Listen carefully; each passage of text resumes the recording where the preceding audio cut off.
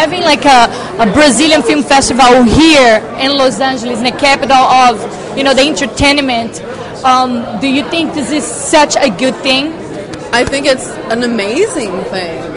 I mean, it's so great that not only Brazilian directors, actors, and producers, but Americans as well are here and have this festival to find out about Brazilian cinema. Nobody knows about Brazilian cinema, and we have to do our best to make them know.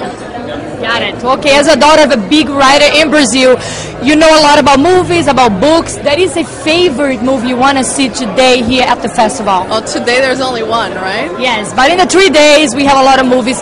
That is a favorite one you really want to see? Well, I'm looking forward to 400 contra I watched the trailer. Daniela Escobar and Daniel de Oliveira are the actors in it, and I think that one looks really amazing.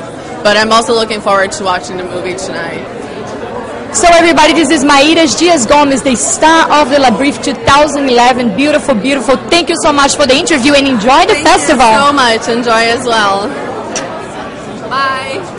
Thank you, Maíra. Obrigada.